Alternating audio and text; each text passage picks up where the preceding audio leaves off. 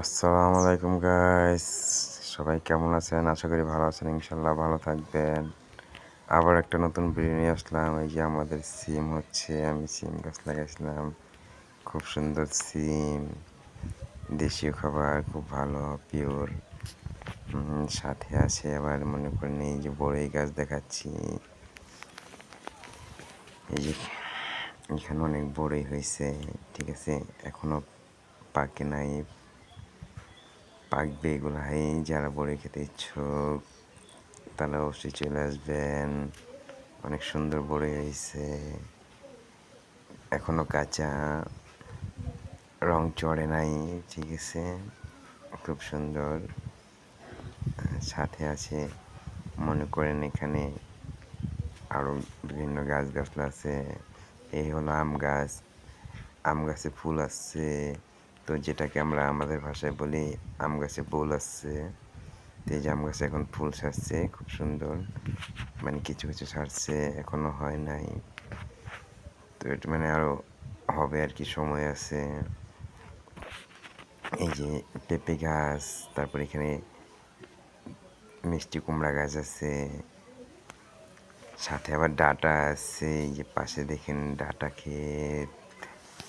তারপরে আছে আবার এই একটা ফুল গাছ, এই বেগুন চারা, কলা গাছ, এই তারপরে আমাদের এই যেখানে একটা পুষ্কুনি আছে, সাথে আলু ক্ষেত, ওই যেখানে ঘর দেখা যাচ্ছে অনেক দূরে দূরে, ঠিক আছে। এই হলো আবার মনে সর্ষা ক্ষেত আছে, অল্প কিছু সর্ষা আছে। এই যে সর্ষা ফুল, কি সুন্দর ফুল, ছোটোবেলা কানে দিয়ে এগুলাই ঘুরতাম। তারপরে যেখানে উঁচু পাশে দেখা যাচ্ছে মিষ্টি কুমড়া গাছ, লাউ গাছ, এটা উঁচু ঝাঁকাতে উঠবে, বেয়ে বেয়ে বড় হবে।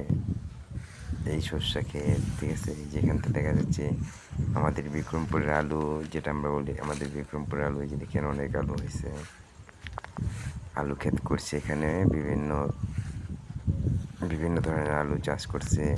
সাথে এই যে আরেকটা বড়ই গাছ আছে, এই যে বড়ই ফলতেছে, এগুলোই বড়ই পেকে গেছে, মোটামুটিভাবে অনেক বড়ই পেকে গেছে, খুব মিষ্টি সুস্বাদু। যারা খেতে ইচ্ছুক, যারা ভর্তা খাবেন তারা অবশ্যই চলে আসবেন। এই যে এখান থেকে দূর থেকে ঝুম দেওয়া, মানে দূর থেকে ভিডিওটা করা হয়েছিল। আবারও সর্ষে ক্ষেত, সর্ষে ক্ষেতের পরে আছে মনে করেন আবার টমেটো চারা আছে, এই যে টমেটো গাছ, টমেটো হয়েছে, অল্প স্বল্প টমেটো গাছ। সাথে আছে ওই যে ডাঁটা আছে, তারপরে লাল শাক আছে,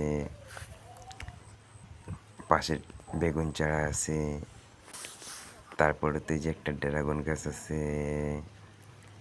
ড্রাগন ফল মানে ড্রাগন ফলটা এখনো হয় না। এই দুটো নারিকেল আছে, একটি নারকেল গাছে তিনটে নারিকেল আছে। যারা নারিকেল খেতে চান তারা অবশ্যই চলে আসবেন। ভালো থাকবেন, আল্লাহ হাফেজ।